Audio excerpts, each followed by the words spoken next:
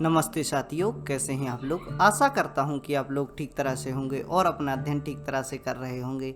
भारतीय इतिहास की यात्रा का यह 99वां व्याख्यान है और इसके अंतर्गत हम भारतीय इतिहास से संबंधित जो कि आधुनिक भारत का हिस्सा है, इसके बारे में हम अध्ययन करने का प्रयास करेंगे और समझने का प्रयास करेंगे इससे संबंधित प्रमुख तथ्यों को, और जो बार बार परीक्षा में पूछे जाते हैं, और भारतीय इतिहास के ऐसे महत्वपूर्ण तथ्य जो कि आपको याद रखने ज़रूरी हैं, क्योंकि यह परिवर्तन बहुत ही समय के बाद, बहुत ही प्रयत्नों के बाद लाए गए थे। अतः इनका अध्ययन कर आप जानकारी को साझा कीजिए और अपने जो भी ऐतिहासिक समय है और जो भी जानकारियां हैं उनको समझकर गौरव का अनुभव कीजिए। आइए प्रारंभ करते हैं आज का व्याख्यान। प्रमुख तथ्य। यंग बंगाल आंदोलन, इसके संस्थापक हेनरी विलियम हुआ करते थे। इनके बारे में आपको याद रखना है। यंग बंगाल आंदोलन जो कि यहाँ से प्रारंभ होता है बंगाल क्षेत्र से, जो कि भारतीय राजनीति का एक हिस्सा हुआ करता था। जो प्रमुख केंद्र हुआ करता था वह हुआ करता था बंगाल।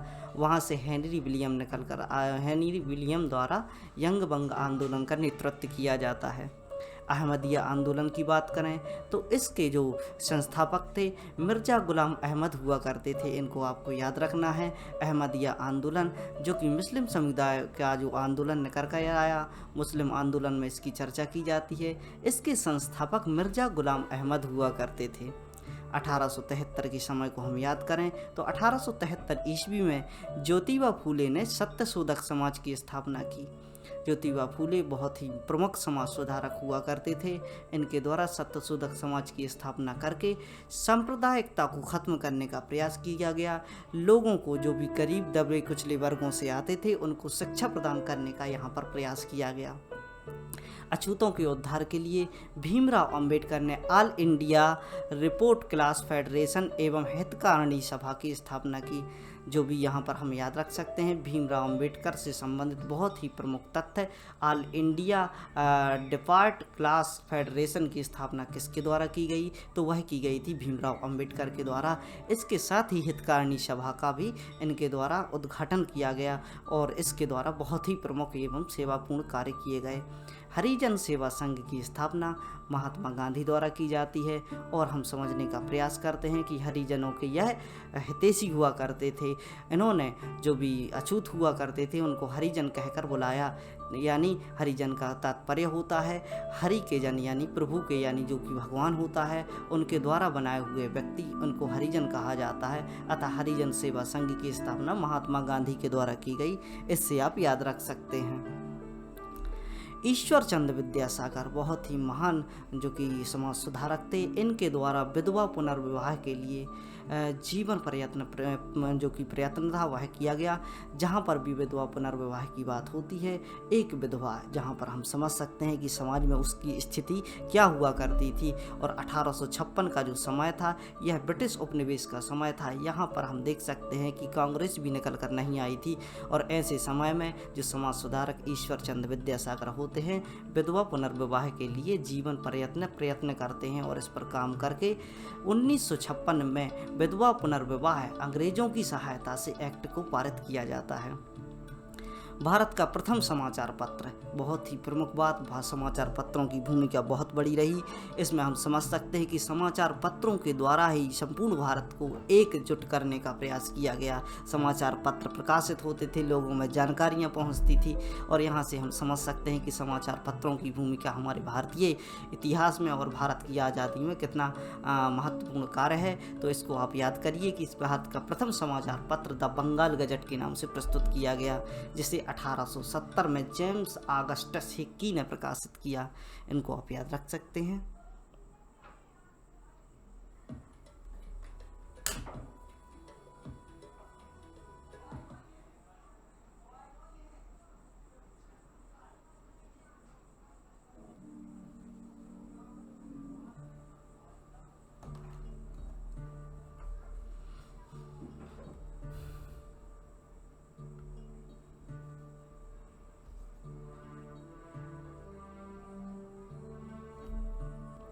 आइए और तथ्यों को जानने का प्रयास करते हैं। और प्रमुख तथ्यों में हम देख सकते हैं, हिंदी का पहला समाचार पत्र उदंत मार्तंड था। इसका नाम आपको याद रखना है कि हिंदी भाषा में जो लिखा गया, जो प्रकाशित हुआ समाचार पत्र था वह था उदंत मार्तंड, जिसे 1780 ईस्वी में जेम्स जुगल किशोर ने प्रकाशित किया। 1816 का समय आपको याद रखना है, जिसमें बाल गंगाधर भट्टाचार्य ने साप्ताहिक समाचार पत्र बंगाल गजट का प्रकाशन किया। यह अंग्रेजी में छपता था, यानी यहाँ से हम देख सकते हैं कि जो साप्ताहिक रूप से जो भी जानकारियाँ होती थी, यह जो पत्र था गंगाधर भट्टाचार्य के द्वारा यह जो प्रारंभ किया गया था, इसमें जानकारियाँ जो भी साप्ताहिक जानकारियाँ थी उनका प्रकाशन किया जाता था। 1913 में गदर पत्र का प्रकाशन किया, जिसे सेंट फ्रांसिस्को में लाला हरदयाल ने किया था। यानी 1913 में जब गदर पत्र जारी किया जाता है तो इसका प्रकाशन सेंट फ्रांसिस्को में लाला हरदयाल द्वारा किया जाता है। अलीगढ़ आंदोलन की बात करें, जो कि मुस्लिम समुदाय का प्रमुख आंदोलन हुआ करता था, जिसे मुस्लिम आंदोलन के नाम से जाना जाता है, उसमें अलीगढ़ आंदोलन होता है, जिसका नेतृत्व सर सैयद अहमद खां करते हैं। 1864 ईस्वी को याद रखिए आप। इसमें सर सैयद अहमद खान ने साइंटिफिक सोसाइटी यानी विज्ञान समाज की स्थापना की थी। साइंटिफिक सोसाइटी में ऐसे विज्ञान संबंधी विषयों को पढ़ाया जाता था जो कि समाज में व्याप्त कुरीतियों को दूर करने का प्रयास किया जाता था। बहुत से ऐसी बातें जो यहाँ पर समझाई जाती थी जिसमें कि लोगों एवं बच्चों के लिए जागरूक किया जा सके। राजनीतिक आंदोलनों की बात करें तो किस प्रकार भारत में राजनीतिक आंदोलन प्रारंभ हुए उनके बारे में समझते हैं। 1885 यानी भारत में जब कांग्रेस की स्थापना होती है तो यहाँ से उदारवादी युग का आगाज होता है। उदारवादी युग का तात्पर्य होता है कि अपनी बातों को एक संगठन बनाकर पेश किया जाए तथा उनको अपनी बातों को मानना पड़ता था। और कांग्रेस का जो वर्चस्व था वह हम देख सकते हैं कि 1805 तक रहा। 1805 के बाद थोड़ा सा जो उग्रवादी युग आ चुका था, क्रांतिकारी जो कि नेता हुआ करते थे उनका समय आ चुका था और इस समय पर इनके द्वारा जो भी अपने उग्र रूप से कार्य किए गए एवं हम जो वक्त समझे 1885 से लेकर 1905 ईस्वी तक का यह उदारवादी युग कहा जाता है, जो कि यहाँ पर कांग्रेस का प्रभाव रहता है। 1906 से 1919 तक उग्रवादी युग कहा जाता है। इसमें ऐसे नेता निकल कर आए जो उग्र रूप से भारत को आज़ाद करने का प्रयास कर रहे थे। 1920 के समय की बात करें, यह 1920 का जो समय था यह आज़ादी तक चलता है, जिसे गांधीयन युग के नाम से जाना जाता है और गांधीवादी विचारों का यहाँ पर प्रस्तुत किया गया। 1920 से गांधी प्रत्यक्ष रूप से जो कि राजनीति में शामिल होते हैं और अपने कार्यों के द्वारा भारतीय जनमानस को एकत्रित करने का प्रयास किया जाता है। गांधीवादी युग जो रहा, जो हम 1920 से लेकर 1947 तक का युग रहा, इसके बारे में हम व्याख्या करेंगे। एक लेक्चर के माध्यम से समझने का प्रयास करेंगे कि महात्मा गांधी द्वारा जो भी प्रयास किए गए वह किस प्रकार के थे, किस प्रकार जनमानस को एकत्रित करने का प्रयास इनके द्वारा किया गया। आगे देखते हैं प्रमुख तथ्य। उदारवादी युग के बारे में हम समझें तो उदारवादी युग 1885 ईस्वी में भारतीय राष्ट्रीय कांग्रेस की स्थापना होती है। जब भारतीय राष्ट्रीय कांग्रेस की स्थापना होती है तो मैं आपको बता ही चुका हूँ कि इसी समय पर भारत से उदारवादी युग प्रारंभ होता है। इस युग में उदारवादी नेताओं का वर्चस्व रहता है। कुछ प्रमुख नेता इनको आप याद रखिए जो कि उदारवादी नेता हुआ करते थे। भारत को एक शांतिपूर्ण तरीके से आज़ादी प्रारंभ कराना चाहते थे। ना ही वह हिंदू जो कि भारतीय लोगों का खून बहाना चाहते थे, ना विदेशी लोगों का खून बहाना चाहते थे। वह एक बातचीत के माध्यम से ही भारत को आज़ादी एवं स्वतंत्रता के मार्ग को प्रशस्त करने का कार्य कर रहे थे। इनमें दादा भाई नौरोजी होते हैं, जिन्हें ग्रैंड ओल्ड मैन के नाम से भी जाना जाता है। सुरेंद्र नाथ बनर्जी होते हैं, फिरोज शाह मेहता होते हैं, महादेव गोविंद रानाडे होते हैं, गोपाल कृष्ण गोखले होते हैं, मदन मोहन मालवीय होते हैं। इन नेताओं को आप याद रखिए, इन्होंने बहुत ही कार्य किए हैं और बहुत ही प्रमुख कार्यों के द्वारा भारत की आज़ादी के मार्ग को प्रशस्त किया। उदारवादी नेता संवैधानिक तरीके से भारत को स्वतंत्रता दिलाना चाहते हैं, यानी यदि हम संवैधानिक रूप से भारत को आज़ादी प्रदान कराते हैं तो जो भविष्य में जो भारत की छवि होगी, चूँकि हम देख सकते हैं कि भारत एक बार आज़ाद होता है तो इसे वैश्विक स्तर पर भी कार्य करना है, यानी विश्व के साथ संबंध बनाकर चलना है। अतः विभिन्न देशों के साथ इसकी बुराई हो जाती है। तो भविष्य में चल के इसके संबंध बिगड़ने की संभावना है। अतः जब संवैधानिक रूप से भारत को आज़ाद कराया जाएगा तो आज की पीढ़ी ही नहीं, आने वाली कई पीढ़ियों तक भारत के संबंध अच्छे रहेंगे। इस प्रकार की विचारधारा के साथ जो यहाँ पर नेता हुआ करते थे, जैसे दादा भाई नौरोजी हैं, सुरेंद्र नाथ बैनर्जी हैं, फिरोज शाह मेहता हैं, महादेव गोविंद रानाडे हैं, गोपाल कृष्ण गोखले हैं और मदन मोहन मालवीय जी हैं, इनके द्वारा इस प्रकार की विचारधारा को रखते हुए अपने कार्यों को किया गया। उदारवादियों का प्रमुख समाचार लीडर हुआ करता था। लीडर जो कि आपको याद रखना है, इनका जो समाचार पत्र है वह लीडर हुआ करता था। आगे देखते हैं मुख्य तथ्यों में। 1905 में लंदन में श्यामजी कृष्ण वर्मा ने इंडिया हाउस की स्थापना की थी, जो भारतीयों के लिए कार्य करता था।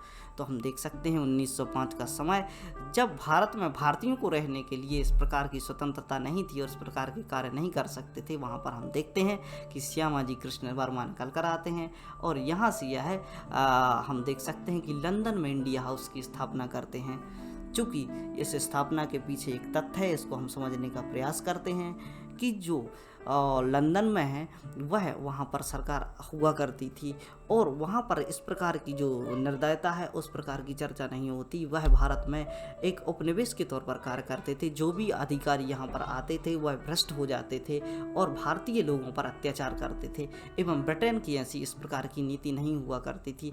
अतः यहाँ पर जो भी व्यक्ति थे उनके लिए अपने हाउसेस स्थापित करने की स्वतंत्रता थी। अतः श्यामाजी कृष्ण वर्मा जी हैं जो कि लंदन में इंडिया हाउस की स्थापना करते हैं। कांग्रेस की प्रथम बैठक, यानी जो कांग्रेस की बैठकें रहीं बहुत ही प्रमुख रही हैं। यहाँ से हमें समझना चाहिए कि कांग्रेस की बैठकें रहीं, इनके प्रमुख तथ्य क्या थे, इनसे संबंधित बहुत ही सही प्रश्न आपसे पूछ लिए जाते हैं। कांग्रेस की प्रथम बैठक में केवल 72 सदस्यों ने भाग लिया।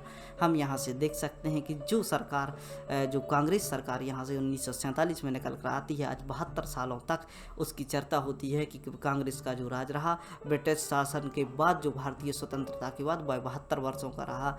इसकी शुरुआत केवल 72 सदस्यों से होती है। यानी आप किसी भी चीज़ की शुरुआत करते हैं तो वह कितनी भी छोटी क्यों ना हो, यदि व्यापक तरीके से कार्य किया जाता है। इसके जो नेता हुआ करते थे बहुत ही एक मान्यता है कि जो पहले के नेता थे उनको भगवान माना जाता था और इस प्रकार के नेताओं के कारण ही जो कांग्रेस है यह इतनी व्यापक हो पाई कि जो कि कांग्रेस की गलतियां आज भी कुछ व्यक्तियों को नहीं दिखती हैं, जो भी आज के समय पर मौजूद है। और इसके अलावा हम देख सकते हैं कि डेमोक्रेसी इसमें हुआ करती थी। ऐसा नहीं माना जाता था कि किसी प्रकार के सदस्यों को शामिल करने में इसमें कोई भी नेपोटिज्म या परिवारवाद की नीति निकल कर आती थी। कहीं से भी जो ख्याति प्राप्त व्यक्ति थे उनको ही शामिल किया जाता था। आज यह कांग्रेस की नीति बन जाए तो कांग्रेस की पार्टी फिर से उभर सकती है। और यहाँ से हम देख सकते हैं कि कांग्रेस की बैठकों के बारे में जानकारी लेते हैं, ज़्यादा अपना समय जाया ना करते हुए। इसके अध्यक्ष बेमूस चंद बैनर्जी थे। जो हम देख सकते हैं कि जब जो प्रथम बैठक होती है कांग्रेस की, उसके अध्यक्ष बेमूस चंद बैनर्जी होते हैं और सचिव होते हैं ए.ओ. ह्यूम। इन्हीं की सहायता से 1885 में भारत के लिए कांग्रेस का निर्माण किया जाता है, जो भारतीयों के लिए स्वतंत्रता प्राप्ति का एक मार्ग बनती है। आगे देखते हैं दादा भाई नौरोजी को grand old man of India कहा जाता है। और आगे देखते हैं इन्होंने भारत में पहली बार धन निकासी के सिद्धांत, यह जो थे वो बहुत ही अच्छे धन या अर्थशास्त्री हुआ करते थे। अर्थशास्त्री होने के साथ ही इनके द्वारा एक बुक लिखी गई जो बहुत ही प्रमुख है, India poverty un British rule in India. इनके द्वारा हम देख सकते हैं भारत की गरीबी को मद्देनज़र रखते हुए, भारत की गरीबी के कारणों को मद्देनज़र रखते हुए अपनी एक पुस्तक को प्रकाशित किया जाता है जिसका नाम होता है Indian poverty of un British rule in India.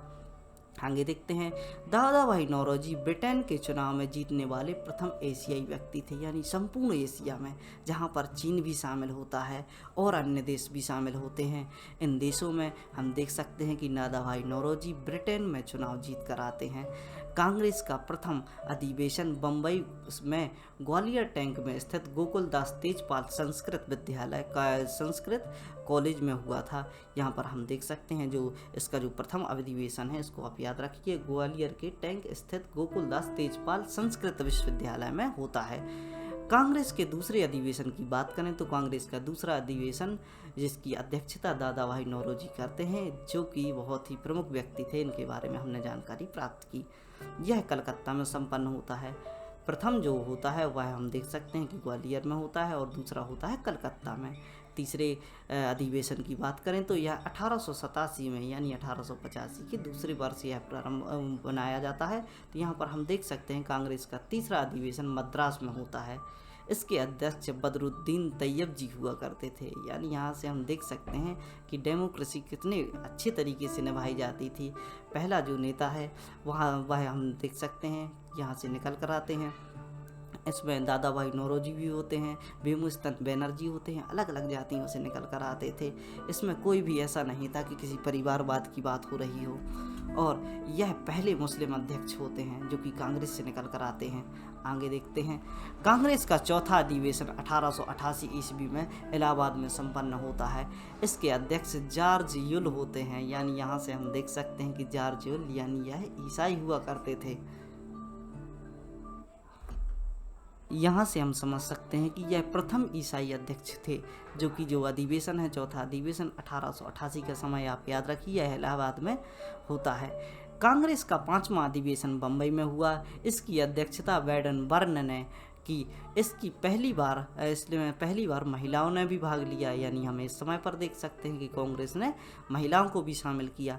Congress का जो 12वां अधिवेशन है वह इसलिए प्रमुख हो जाता है क्योंकि यहाँ पर हम देख सकते हैं यह जो अधिवेशन 1896 में कराया जाता है, जो कि कलकत्ता में संपन्न होता है। इसके अध्यक्ष रहीमतुल्लाह सयानी थे। इसी अधिवेशन में पहली बार वंदे मातरम गीत गाया गया, जिसकी ट्यून आप सुन रहे हैं। तो हम यहाँ से देख सकते हैं कि 1896 में वंदे मातरम गीत, जो कि राष्ट्रीय गीत होता है, वह गाया गया। कांग्रेस का 23वां अधिवेशन 1907 में हुआ। इसके अध्यक्ष रास बिहारी बोस हुआ करते थे। और हम देख सकते हैं कि रास बिहारी बोस द्वारा INA यानी जो कि भारतीय सेना की स्थापना जो कि जापान में की गई थी, इन्हीं के द्वारा की गई थी। 1907 में यह अध्यक्षता लेते हैं। इसी अधिवेशन में कांग्रेस के गरम एवं नरम दल का विभाजन होता है। 1907 का समय आपको याद ही है, चूँकि हम पढ़ चुके हैं कि इस समय पर गरम एवं नरम दल का विभाजन हो जाता है। और इसी के साथ ही जो भी प्रमुख फैक्ट हैं उनके माध्यम से हमने समझने का प्रयास किया, प्रमुख तथ्यों के बारे में, भारत की आज़ादी में मौजूद विभिन्न ऐसे व्यक्तियों के बारे में जिनका बहुत ही योगदान रहा, तथा इसको हमने समझने का प्रयास किया। ऐसे ही अध्ययन के लिए आप बने रहिए study right by Mani Pandey से, और ऐसे बच्चों तक पहुंचाने का प्रयास कीजिए जो भी इस प्रकार का ज्ञान लेना चाहते हैं, अपनी अध्ययन को आगे बढ़ाना चाहते हैं। और मेरा मानना है कि जो 99 व्याख्यान आ चुके हैं, यदि वह 99 व्याख्यान सुन लेते हैं तो उनकी विचारधारा इस प्रकार की हो जाएगी कि वह पढ़ने में मन लगाने लगेंगे और आगे का अध्ययन आसान हो जाएगा। यह जो तैयारी है सिविल सर्विस की तैयारी, जो कि PSC MPSC राज्य एवं केंद्र की परीक्षाएं होती हैं, यह तैयारी बहुत ही सुकून देती है। एक जर्नी होती है जिसमें बच्चा एंजॉय करता है। जब वह किसी भी चीज़ को पढ़ना प्रारंभ करता है तो उसकी रुचि बढ़ती जाती है। यदि आप उसके लिए इस प्रकार का अध्ययन कराते हैं तो वह धीरे धीरे खुद से पढ़ने लगेगा और उसकी रुचि इन बातों को जानने में और भी अधिक होगी। यदि वह हिस्ट्री के 2 4 8 लेक्चर सुन लेता है तो वह आगे और भी लेक्चर सुनेगा। अतः आपसे आग्रह है कि ऐसे बच्चे जो भी पढ़ना चाहते हैं उन तक प्लीज़ इन चीज़ों को पहुंचाइए। और जो जिनका इन व्याख्यानों से कोई वास्ता नहीं है, जो इंटरेस्ट नहीं लेते, उनके लिए यह नहीं है, कदापि उनको मत सुनाइए, क्योंकि इसमें उनके भी समय का दुरुपयोग होगा और आपके भी समय का दुरुपयोग होगा। इसलिए इसके साथ ही हम आज का व्याख्यान समाप्त करते हैं। पढ़ते रहिए, खुश रहिए। जय हिंद, भारत माता की जय।